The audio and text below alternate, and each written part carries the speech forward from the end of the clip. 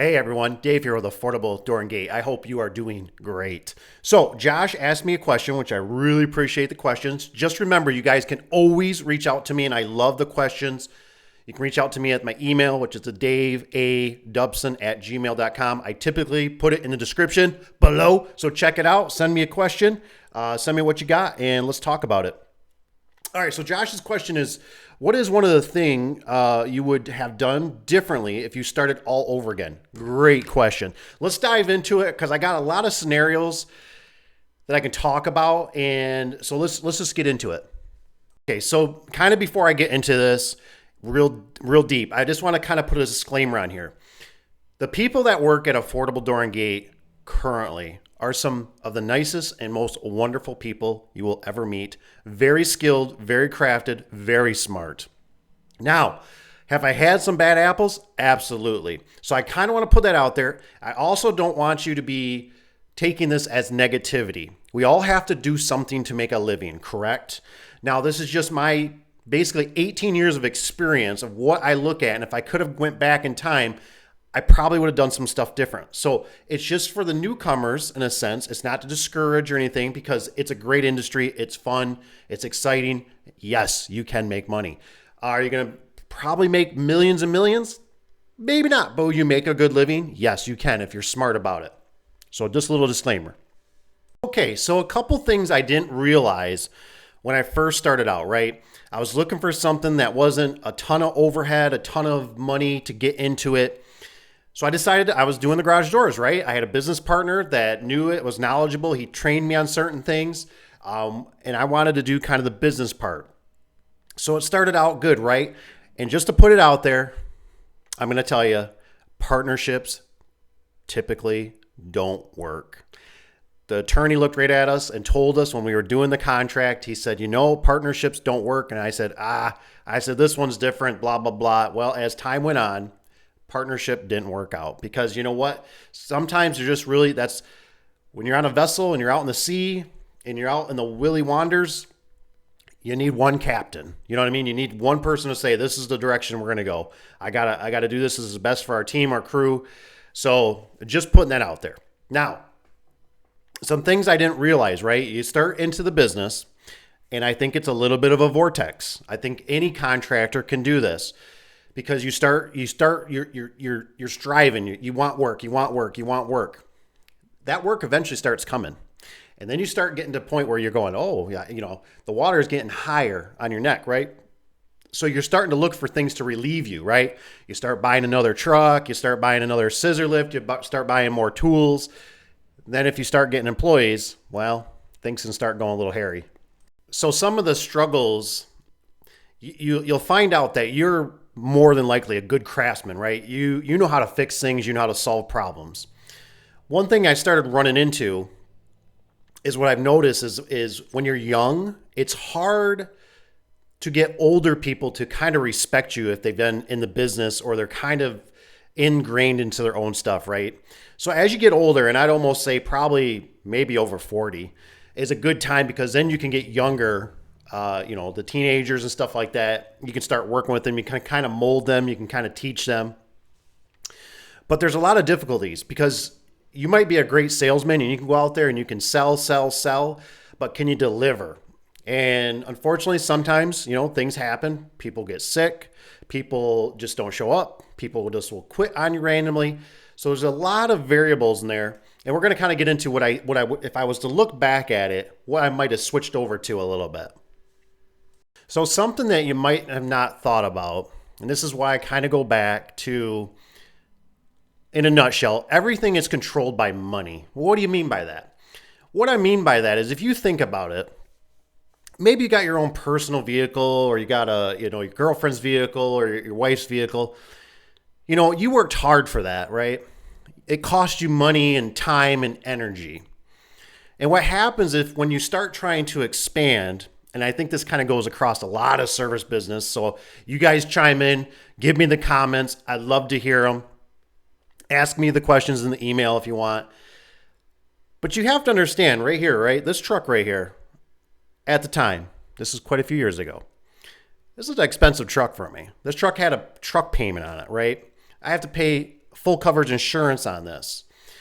And it's really hard to get where employees will respect it, right? Because it's not theirs. They're just using it. It's a tool. So it's a vehicle that maybe they're going to go off-roading with it. Maybe they're going to see how high it'll rev up because they want to do silly things. Maybe, hey, let's see how fast this thing will go from 0 to 60. And these are things that you'll never know, right? And things are getting abused, or maybe they're throwing straps over the truck and they're smacking it. Anything from sliding in the seats, all these little things that you don't think about. You know, they got something sharp in their pocket, they ripped the seat. Oops. Well, good thing it's not mine. It's a work truck. You know what I mean? So it's hard because the more you expand, the harder it gets, right? Especially if you don't have good, moral, nice employees. You know what I mean? Like if they don't respect things. And things just happen too, that's out of their control. So there's a lot of variables out there: equipment, tires, tools, theft. So that's why, like I said, I'm going to tell you a little more about what maybe I would have veered over to, because, you know, when you put this much time and effort, and you'll know it if you're one of them. If you're a business owner, you know exactly what I'm talking about. You go out there, you handshake, you had to meet the customer, you had to persuade them a certain way. You had to talk to them to make the deal happen. You know, I'm going to be the one that's going to be here. I'm going to make sure this job's right for you. Are you sure? Are you sure is what the customer, you know, is doing? There's a lot of things to make the job happen. You know that as a business owner. But if you don't do business, you don't know that. And those are things I wish I would have known, because I might have said, you know what? Maybe I might go a little different route. Okay, so here's some ideas, and I'd love to hear if you guys have anything else. Here's what I kind of look at it. So this is actually my mother-in-law's house when they built their new house. We were putting some doors in, got the Wife-a-tron in there. So that's why I got to park inside, because it was raining. So, but here's the thing I look at. It's okay, you know, if you kind of got yourself a helper, this and that, right? But when you start trying to expand out, it gets to be really difficult. And I think in my head, I always think about, see, the problem is we always have to do the work, and we do a good job, and then it's like we don't even get rewarded for a good job. So it's almost like if, let's say you were going to maybe finance the garage door, you'd be better off because at least you're making interest. Now, of course, somebody might not pay you, and then you got to go collect it, and then you got to go to court and all this kind of stuff, blah, blah, blah, blah, right? But what my point is that you're doing something that basically you have zero residual income. It requires you 100% of the time. That's why I look at it and I go, maybe vending machines would have been a better option to go into. Maybe a laundromat. You don't have to be there. Yes, the equipment breaks. Yes, there's water issues and stuff. People leave garbage and stuff, right? But it's one of those ideas that you don't have to be there 100% of the time. Maybe it's rentals, right? Because now you also have an asset, right? Like this truck that's sitting in this garage here right now. Every mile that gets put on it, it's going down in value. You know what I mean? It can go down a lot faster if myself or an employee smashes it up. And it's not going up in value at all. You know what I mean? So you have depreciation. Yes, there's tax things you can do, blah, blah, blah. But that's I think that's a lot of fakeness in a sense. It's there, but I think that's just to make you feel warm and fuzzy. So what I'm getting at is maybe it's doors, or if you think about it, like if you did real estate of some sort, because let's just say you're going to be a realtor, and I know they got their certain things, you got to do the class and all that, right? But if you're going to invest 18 years, right? Let's just say you start going down that avenue and think about what I didn't realize with this business and a lot of service business. You guys chime in. I'm sure this goes with landscaping. I'm sure roofers, whatever. It goes on and on. Is that, you know, all of a sudden you got to get this inventory now, right? So now you got to start storing this inventory. Well, now you got to get a shipping container. You got to get a storage unit. You got to put an addition on the building to store this stuff, right? Because now you have this, maybe you want to park a vehicle inside because you don't want it to rust or for your tools to get wet. You know, so it's kind of a vortex is what I always call it, that starts sucking you in a little bit. And you realize all of a sudden you're going, oh my gosh, you know, now you got to start buying. Now you're forced to buy brand new vehicles because you don't even have the time anymore to maybe put stickers on older vehicles that are only going to last 2 or 3 years. You need to get 5 or 6 or 10 years out of them that, so it can just kind of gobble you up. So there might be some ways to do a little bit to eliminate, or get a little more passive income, right? You do preventative maintenance.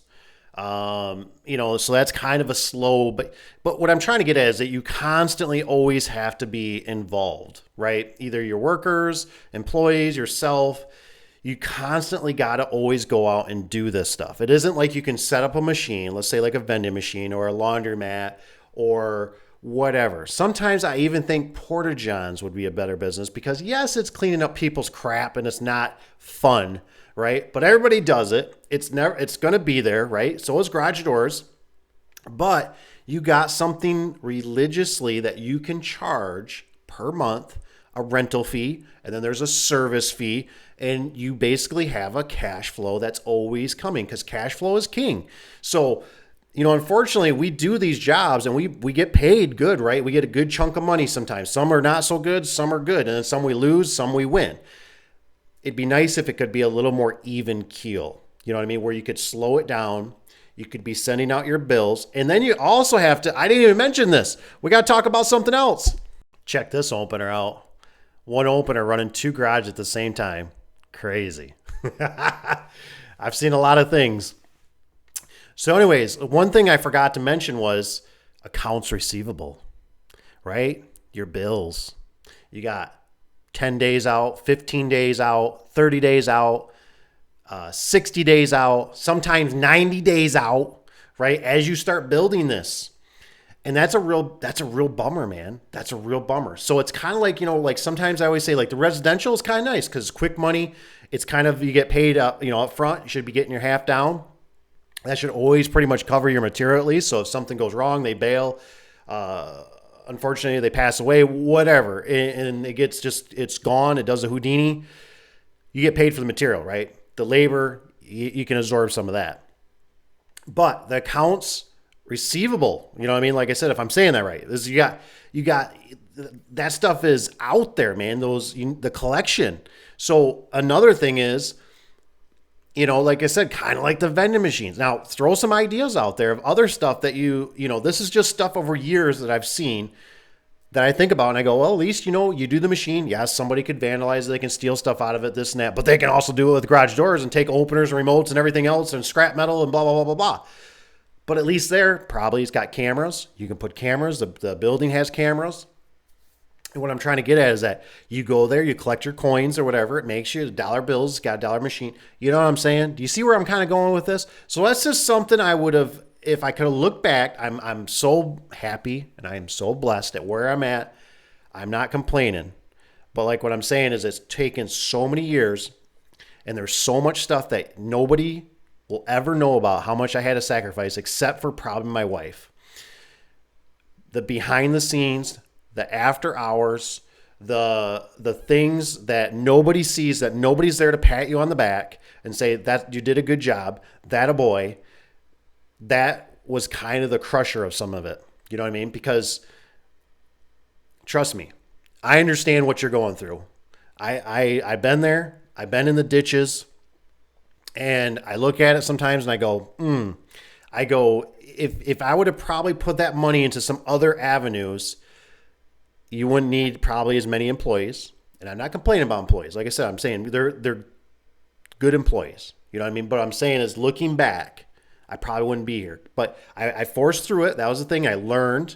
But there's just so many things that you got to start, when you start scaling, that you got to think about, insurance, workman's comp, unemployment. And then when you really need it and it's not there for you and you still got to pay because these people, your employees or whoever got bills, it's tough. It's tough because you are a lone wolf. You are out there pretty much by yourself making these decisions. It's like it's good to be king, but the crown is heavy.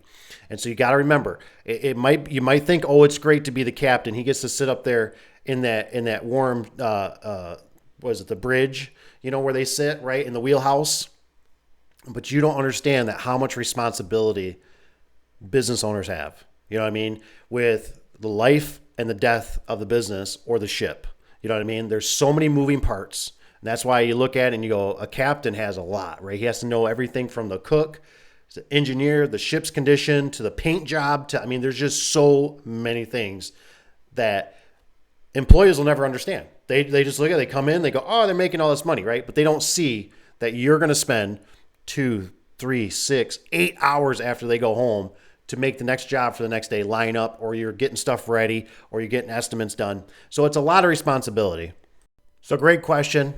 Like I said, not trying to be negative, just trying to give you some insight. There's a lot of things you can do, especially if you're going and you're not always trapped. Remember, you can start making that turn for whatever you want to do in life and whatever makes you happy. And, working with my hands and seeing a finished product and working with construction and contractors is a very, very fulfilling job. It's a wonderful feeling working as a team, working as a group, and trying to all come together to accomplish something and be rewarded. And just remember, though, there's a lot of pitfalls in it. You know what I mean? And you just got to kind of take it slow. Try not to get, overly in debt in a sense. Remember, there's going to be slow times. There's going to be busy times. Try to get it to mellow out a little bit. Remember, I always tell you the distance, the travel will kill you, because when you first start out, you're going zing, zing, zing, zing. You're going all over the place, right? Because you just got to get work. I got to get work. I got to work. But remember, everything you touch that's farther away is a potential callback that's going to consume that much more time to drive out there, take care of the problem, fix it, meet with the customer, all these things. And that eats up a ton of time that we never account for. That's why I always talk about the attorneys, right? The attorneys got it kind of made in a sense, right? You want a phone call, 15-minute phone call? That's $500. We don't have that luxury in the business, in the service industries that we do, right? We just, that's part of it. It's called a free estimate. Yeah, well, the thing is too, is you're fighting against 3 other guys that are going to try to chew up your estimate and get the job. So you're always fighting. So that's just something to always think about. But if you can land it, right? You own the piece of property. Maybe it's a storage unit, or maybe it's you got a laundromat, or maybe you already got the clients for the vending machines. And I'm not a vending machine expert, but I'm sure there's competition in there too. But once you kind of get in there, it's kind of one and done. Maybe get a little kickback. What I'm saying is just open up your mind a little bit and think about some stuff about the future, maybe what you're going to start doing, what's going to be long-term for your kids, what's going to be future generational wealth. You know what I mean? Like, we got so many things that are fighting us these days, right? The vendors want to change products. The vendors want to change our dates for delivery. The vendors want, the trucks even now that we drive these days are changing so rapidly. I can't even keep up. You know what I mean? These are good vehicles. The Chevys are better than the Fords. The Fords are better than the Chevys. The Dodges are better than the Toyotas. There's just so many things that are changing. And so maybe you want to try to narrow it down a little bit, and maybe you want to try to smooth it out, get your path a little smoother, get that road, graded a little bit. So I hope that kind of helps you guys out. Like I said, you're more welcome to always put some comments in there. I'd love to hear from you guys. I read all the comments and the emails and the comments. This is what inspires me to make these videos, and I hope it helps somebody out. So thanks for watching. Thanks for being here. Remember, keep your fingers, and I hope you have a good day.